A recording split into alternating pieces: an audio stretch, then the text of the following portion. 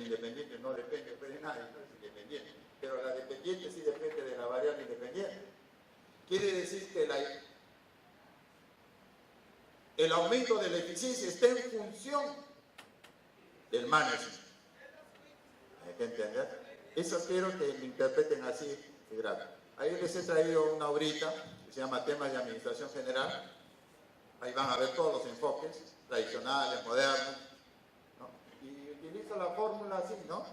El incremento de la eficiencia de la organización está en función de, lo que voy a explicar dentro de un momento, las explicaciones sobre algunas teorías tradicionales, tanto del management tradicional y del moderno, y luego ya entramos al asunto del management 2.0.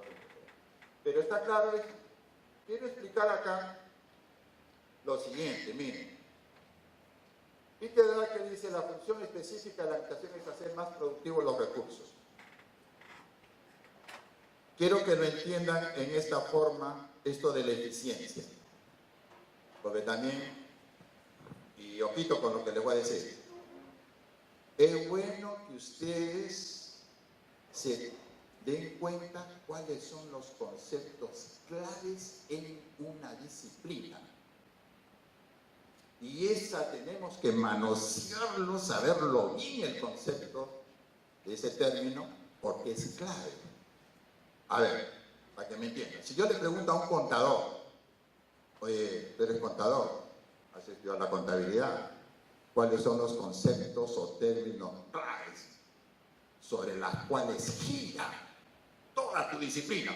Y él me dice así, cargo y abono, pues, o debe haber, que es lo mismo. Y le digo, explícame sobre el cargo, explícame sobre... Y se luce explicando esos conceptos. Y sobre esos conceptos gira toda la contabilidad. Pobrecito si no supiera esos conceptos. Si voy al economista, oye, los conceptos claves en tu disciplina llamada economía, la oferta y la demanda, pues hermano, toda la economía yo te la explico sobre la base de esos conceptos. Bien. Y si le preguntan al administrador, si toda la administración apunta a mejorar, eso se llama mejorar, aumentar, incrementar, optimizar la eficiencia de la organización. ¿Y qué significa eficiencia? En primer lugar, cualquier organización tiene un nivel de eficiencia. Esta es una universidad y funciona bajo un determinado nivel de eficiencia. Voy a aplicar aquí. Los que administran, si se apegan a esto, conocimiento, tienen necesidad de mejorar la eficiencia lo más que se puede. ¿Sí o no? Porque administrar, miren ustedes, va a implicar lograr mejorar la eficiencia. Cuando revisamos a Peter Drucker, miren lo que dice, que la función específica es hacer más productivos los recursos. ¿Saben qué significa eficiencia? Eso, mejorar el rendimiento de los recursos. Es decir, necesitamos en una empresa que los recursos, sobre todo los tres, no hablemos de esos 5 que clasifique Alberto Chávez, los principales, el recurso humano, ustedes dirán, el recurso material, el recurso financiero. Se trata cuando uno administra de hacer más productivos los recursos. Ahí están los recursos en la empresa. ¿Qué tanto los estoy haciendo productivos cuando estoy manejando la empresa? ¿Me dejé entender? Porque una empresa que está manejada por otro puede lograr que su empresa sea más productiva que la mía o no. Que aplica mejor la administración porque hace que sus recursos sean más productivos. ¿Me dejé entender? Dejemos un ratito a las organizaciones, porque toda la invitación es con referencia a las organizaciones. Yo les hago una pregunta. Hablemos de a nivel individual, de persona. ¿Qué tanto saben administrarse ustedes? ¿Ustedes creen que están haciendo lo más productivo posible? ¿O a media caña? ¿Saben ustedes aprovechar toda su capacidad? ¿O a medias? 30%, 40%, 50%. ¿Y por qué no al 100%? ¿Se trata de lo mismo en una organización? Tengo 100 personas. Mi competidor también puede tener 100 personas. Y con esas 100 personas es más productivo que mi empresa, que yo también tengo 100. ¿Se está administrando mejor? ¿Está siendo más productivo? Es como a veces, yo estoy en el campo de la universidad, y una universidad puede tener 50 profesores, su recurso humano. Mi universidad puede tener el doble, 100. Ya vamos a ver la productividad. Esos 50 profesores, al año, cada uno, produce 2 libros, 2 investigaciones, como resultado, 2 libros. En esta que hay 100 profesores, 100 personas, 100 recursos humanos. No hay ninguna investigación. Y en una universidad tiene que hacer investigación. Esa es más productiva, es más eficiente que esta que tiene 100. ¿Podemos ponernos a nivel de país? ¿Del mismo modo? ¿Cuántos somos? 30 millones. ¿Y qué tanto producimos los 30 millones? Bueno, pensemos en lo que son propiamente los productivos, no los niños. Y comparémonos con otro país. Y de repente casi coinciden en lo que es el número de habitantes. Son más productivos que uno. Miren, la administración, qué interesante. Es para hacer posible que los recursos sean más productivos, rindan más. Yo a veces suelo decir lo siguiente, y ese es de Peter Drucker que decía, todo lo que yo les brindo no es nada mío. Es decir, simplemente portavoz del conocimiento, que he logrado comprender, sistematizar, etc. Pero Peter Drucker decía algo, que no está muy bien eso cuando nos expresamos así, ¿no? Que un país es desarrollado, subdesarrollado. Él decía que es más propio decir esto, un país que se administra y un país que se subadministra. La mayoría de las organizaciones de nuestro país serán subadministradas o realmente administradas. Nosotros a nivel personal nos hemos subadministrado o nos administramos. ¿No es cierto? Ahí está la diferencia. Entonces miren, el concepto de eficiencia resulta siendo importante, como el concepto de planificar, de organizar, dirigir y controlar, de tomar decisiones, son conceptos fundamentales. Pero ya quise que ustedes me comprendan esto de los conceptos fundamentales. Eficiencia es importante. Entonces, ¿qué ha pasado? Coincide con lo de Peter Drucker, ¿no? De hacer productivo, cuando una administra hay que hacer productivo a los recursos. Y resulta que en este management tradicional y management modernos hay varias concepciones que están apuntando a lo mismo. ¿El otro, por favor?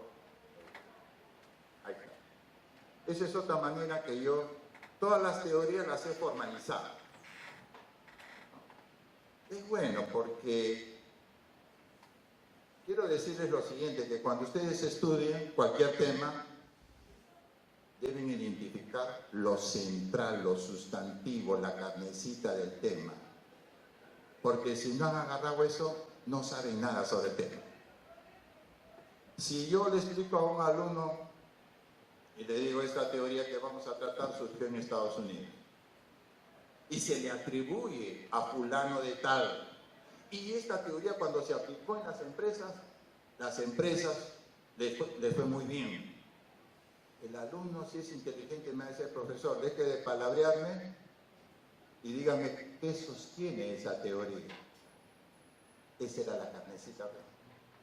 Porque el alumno necesita, lo otro puede ser para cultura, bestial, dónde surgió la teoría, a quién se le atribuye, está bonito.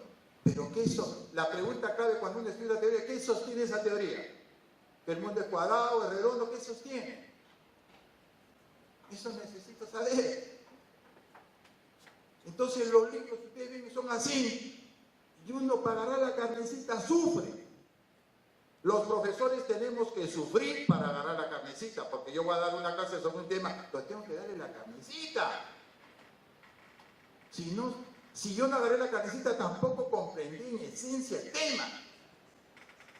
Ese es un reto de la academia. ¿Cierto? Entonces, fíjense, ahí tenemos varias concepciones, varias teorías que pertenecen al management tradicional, pero he puesto 3 nomás, pues.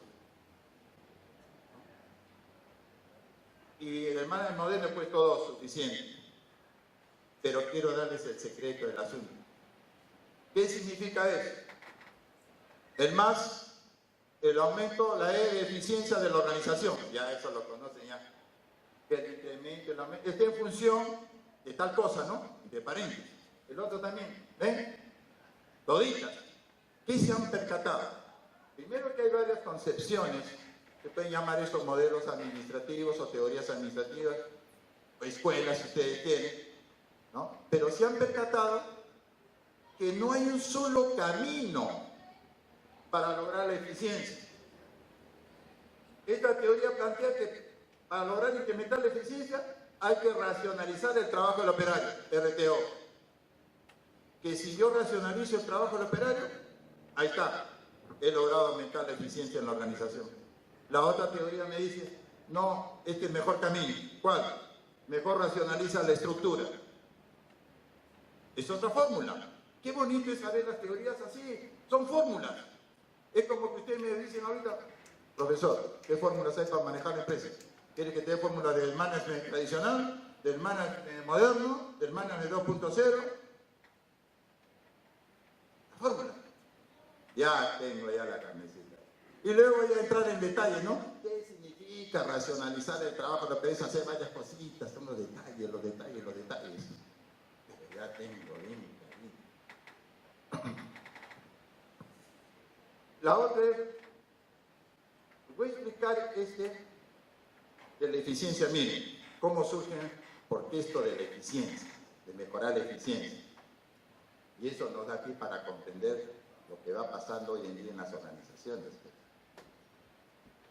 Resulta, miren ustedes, en el periodo de 1900, como habíamos quedado al nacimiento de la administración comercial, ¿hasta dónde es las teorías tradicionales? Hay una década sumamente importante cuando uno estudia la administración, en la década del 70. Muchos autores dicen, y ahí hay más consenso, desde 1900 hasta finales casi del 70, de la década del 70, surgieron varios enfoques y a eso los han puesto como tradicionales. Pero la pregunta es, ¿qué pasó en las organizaciones en ese periodo? Eso es interesante. ¿Qué problema tenían? Porque los enfoques han estado surgiendo en función de los problemas que se le presentan a la empresa en esos periodos de tiempo. Entonces resulta que de 1900 hasta finales de la década del 70, las empresas, ¿qué problema tenían? El siguiente problema. El problema de producir más. ¿Me dejan entender? Estábamos en una economía donde la demanda, la necesidad de comprar, el mercado, demanda, productos, la demanda superaba, ¿no?, tremendamente a la oferta. ¿Me dejo entender? O sea que los ofertantes, yo producía esto, éramos casi nada de competidores y todo el mundo tenía, como había bastante demanda de producto, me tenían que comprar a mí, pues. Entonces el problema que tenían las empresas era de producir más productos. Ese era el problema. Producción. Entonces, ¿qué hizo la administración de esas empresas? Estamos ubicándonos en ese tiempo. Enfrentaron ese desafío. Tenían que producir más. ¿Cuál fue la idea? Producir más con la misma cantidad de recursos que poseía la empresa. Si la empresa, por poner así redondito, estaba produciendo 100, la demanda le pedía que tenía que producir 300, teníamos que ver qué hacíamos para producir los 300 con los mismos recursos que teníamos. Entonces los que dirigían se centraron en producción y dijeron, para producir más hay que ser más eficientes en el proceso de producción. Estoy justificando por qué hubo la necesidad de mejorar la eficiencia en la producción. Producir más, mejor resultado, con la misma cantidad de recursos. ¿Y cuál fue la idea de la administración de ese entonces? Fueron varias. Y acá sí quiero explicar lo que al comienzo les decía para explicar la diferencia entre estos el management tradicional clásico. Miren que la cosa es muy simple. En una organización se dan estas dos cosas o no. El trabajo que hay que hacer. Si voy a producir esto, o voy a producir un televisor, una computadora, es un trabajo que hay que hacer. Yo que hago en la universidad, voy a hacer un trabajo de producir. No producir carpetas, producir profesional. Pero todo es producción. O vamos a producir esto, una gaseosa, o un profesional. Toda organización, ya cuando uno estudia un poco la característica, es para producir un bien o un servicio. ¿Está claro? Pero quiero que se den cuenta que hay que hacer un trabajo para producir un bien o un servicio. ¿Está bien? Y una cosa es el trabajo en sí, y otra cosa es el que hace el trabajo. Dos cosas. Resulta que la administración, estamos ubicándonos en ese tiempo, consideró que para lograr ser más productivo, esto había que organizarlo, el trabajo en sí. Si lo racionalizamos, el trabajo, ¿no es cierto? Es una serie de detalles que hay que hacer. Estudiar el trabajo, tratar del trabajador, darle una, no todo el trabajo de la producción de todo el bien, darle una partecita, sería la famosa división del trabajo. Si le dábamos una partecita, estábamos pensando así que iba a producir más, mejor y más fácil. Yo no he visto todas las cátedras en la universidad. Me han dado una partecita de lo que es producir un profesional. Y está varias cátedras. ¿Sí? Hay la división del trabajo. Entonces, si dividimos el trabajo y determinamos el mejor método para hacerlo, ya. Porque las empresas trabajaban no con un criterio racional. Si no, el obrero decía, bueno, este es mi trabajo, lo voy a hacer de acuerdo a lo que manda mi criterio, así. Pero cuando hubo necesidad de ser más productivo, la administración dijo, no, hay que estudiar el trabajo para determinar un buen método de cómo hacerlo. Y luego el trabajador simplemente va a encajar en ese método, que se acomode a eso, que lo haga el trabajo como se ha diseñado el trabajo. Pero resulta que pasa el tiempo y nos damos cuenta que este trabajador no solamente puede ser más productivo cuando le organizan científicamente su trabajo, sino que este trabajador puede ser más productivo sobre la base de otra cosa, sobre la base que yo esté más motivado, ¿me dejo entender? Que ejerza sobre mí la influencia del liderazgo, es poderoso, ¿me dejo entender? Otras variables. Y surgió esa otra idea de que para ser más productivo, más que preocuparse en organizar el trabajo, preocúpate por este que hace el trabajo. A conocer un poco su naturaleza, de cómo lograr motivarlo más y va a ser más productivo. Porque yo puedo tener bien organizado el trabajo, pero si estoy desmotivado, problema ya humano, ¿no? Entonces, miren, surgió otras teorías. Queríamos lo mismo, incrementar la eficiencia, pero bajo otro camino. Y por ahí entendemos a esas teorías del management moderno 2 que atacan lo que es la influencia de otros aspectos en la persona, en el trabajador, como es el liderazgo, la cuestión de la comunicación, la motivación, y hay teorías que apuntan. Por eso dicen esta de acá, para terminar esa que va con el trabajo, ¿no? En función de un modelo burocrático de organización MBO, las empresas se han hecho muy burocráticas, se ha definido todo el quehacer. O sea, para que el trabajador tenga poco por desarrollar su iniciativa, no, todo está definido, tú lo haces de acuerdo a eso. Pero en estas de acá, un poco que ya se está pensando en la persona. Y decimos que el incremento de la eficiencia esté en función del aumento de la satisfacción del trabajo. Hay que crear condiciones para que el trabajador esté más satisfecho y se va a requerir más.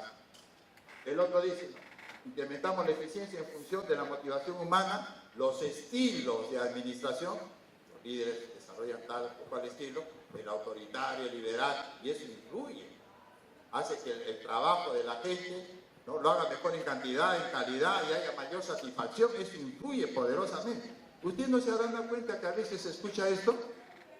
Y uno dice así, ¿no? Pues yo he trabajado en varias empresas, ¿sí? ¿Qué tal? Pues yo en tal empresa tuve un jefe, te voy a ser franco, ese jefe influía en mí negativo. la verdad que no me daba ganas de trabajar, quería que se pasara la hora muy rápido. La influencia de un líder, de un jefe es tremenda, ¿no? Así como a veces aparece un nuevo líder para gobernar un país y ese líder nos cambia a veces de actitud, nos motiva, nos da esperanzas, etc. En la empresa es igual. Muy bien, otra lámina. Entonces ya hemos entendido el management 1.0, esas dos versiones, ¿okay? Estos dos paradigmas. Y ahora vamos entrando a lo nuestro. Ahí les presento en esta forma. Yo quiero que ustedes siempre estén con la idea de que en la organización hay que visualizarla así. No sin entorno, no, eso no existe. Hay un principio, esto da para hablar mucho, hay un principio, bien sintéticos son los principios, ¿no? A veces no le hemos tomado importancia, que dice, todo fenómeno es parte de un fenómeno mayor. Todo fenómeno. Puede ser un país, la empresa, una planta, un animal. Somos parte de un fenómeno mayor. ¿Cuál es el fenómeno mayor? El entorno. Yo soy un individuo, una persona. Si aplico ese principio, soy un fenómeno, parte de un fenómeno mayor, que es el entorno. A ver, dígame si hay algo que funciona sin entorno. ¿Qué pasaría si una planta no tendría entorno? Te dirían, profesor, esa planta se muere, pues, porque el entorno le da el agüita, le da el airecito, le da el solcito, y con eso vive la planta. ¿Qué pasaría si cada uno de nosotros no tuviera entorno? Miren, voy a poner este ejemplo del entorno. Gracias, aire. Sin ti muero. El entorno me saca cachite y me dice, ¿y tú solamente vives del aire? ¿No quieres comer? ¿Y la comidita dónde está? ¿Está dentro de mí o está en el entorno? ¿Y solamente vivimos de esto y del airecito? ¿No necesitamos también amor? ¿Y dónde está el amor? ¿Dentro de mí o en el entorno?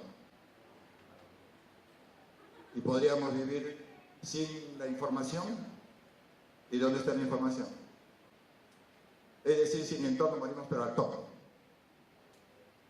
Y cuando uno quiere conocer bien un fenómeno, tiene que visualizarse con su entorno, porque así es la realidad, pues. Así de sencillo. Y sucede que como es parte de algo mayor, les hago una pregunta. Al ser parte, ¿qué significa? De un sistema mayor. Es como decir, todo sistema, ¿no?, es parte de un suprasistema. Y dentro del sistema se puede subir en subsistemas, si te aplico la concepción del sistema, ¿no? Pero ¿qué significa ser parte? Ustedes dirán, ser parte significa que tenemos que estar en función del fenómeno mayor, ¿no? Ser parte, ¿no? Y las teorías administrativas han surgido así. Se ha presentado un problema en el entorno y le afecta a la organización, y la organización tiene que responder. Cuando ustedes están en su trabajo, en su puesto, usted es la persona, su puesto, la empresa es su entorno. Yo les hago una pregunta: ¿cómo tienen que funcionar ustedes? Te diría, tengo que funcionar de acuerdo a lo que me exige el entorno. Viene el jefe, oye, tiene que hacer esta tarea, y me la cumples a tal hora, y de esta forma. Hay urgencia de esto. ¿Y ustedes qué tienen que hacer? Adaptarse. Ya está el reto planteado, tienen que saber cómo responden. ¿Y qué pasa si no responden como quiere el contexto? ¿Lo pueden botar del trabajo? Oye, no has hecho como yo te dije, pues. Entonces, el jefe, ¿no? ¿Qué pasa cuando estamos en nuestra casa? Y antes de salir decimos así: oye, en el entorno hace mucho frío o hace mucho calor. ¿Qué hacemos? ¿Nos desabrigamos? Cuando está haciendo mucho frío nos abrigamos. Es decir, que nos hemos adaptado al entorno. El entorno nos ha dicho, oye, te abrigas, ¿sabes? Yo no quise abrigarme. Sí, pero el entorno me dice, abriga. Y si no me abriga, te da pulmonía, pues te mueres. Entonces, miren, yo quiero que comprendan esto, que los problemas se les planteaba a la organización por parte del entorno. Entonces el entorno varió. A partir de la década del 80, finales del 70, esa fecha está para separar la evolución de la administración. Y entramos a partir. ¿Qué pasó? Si yo les hiciera esta pregunta, ¿qué pasó a partir del 80? Surgieron grandes cambios. ¿Y cuáles fueron, si quisiéramos rescatar los principales? De hecho, el fenómeno de la globalización. Segundo lugar, la innovación tecnológica, no solamente en la cuestión de las nuevas tecnologías de información, sino también las nuevas tecnologías productivas. Para todo lo que hacemos hay máquinas. Surgió tremendamente una innovación que ha hecho variar la forma de funcionar del mundo. La globalización es un fenómeno muy interesante, que a veces no lo comprendemos muy bien. Resulta que si quisiéramos, ante el actual entorno tan cambiante, apenas hemos puesto tan cambiante, y está en el entorno este fenómeno de la globalización y la innovación tecnológica. Fundamentalmente, ante eso, las organizaciones deben adaptarse. ¿Cómo se adaptarían de la mejor manera? Y ha surgido, en algunas empresas siempre surgen las ideas extraordinarias. Y los otros, ¿qué hacen las otras organizaciones? Van tomando esa idea y la van aplicando del mismo modo. Pero siempre las cosas que han salido en administración han sido producto de investigar. Y las organizaciones respondieron de esta forma, mediante la innovación, para seguir siendo... Cuando se presenta el fenómeno de la globalización, ¿qué significa? A la cuestión del mundo empresarial. ¿Qué significa la globalización en el mundo empresarial? Significa que ha surgido una mayor competencia. ¿Por qué? Porque con la globalización que han hecho los países, han abierto sus puertos. Les han dicho al resto del mundo, pueden ingresar productos, inversiones, personas, todo con más facilidad. Entonces las empresas han tenido este problema. Ya no solamente enfrentar a competidores nacionales, sino con competidores que vienen del resto del mundo. Yo les hago una pregunta, ¿y será fácil la sobrevivencia de empresas cuando hay más competidores? Cuando la oferta cambió la economía, ¿no? Es más que la demanda. Yo cuando estudiaba, universidades eran contaditas con la mano. ¿Sí o no? La oferta era escasa, la demanda era fuerte. Tenía que haber selección. Muchos no podíamos ingresar afuera, no estudiábamos en universidad. Pero ahora, como dice Marco Aurelio, ¿no?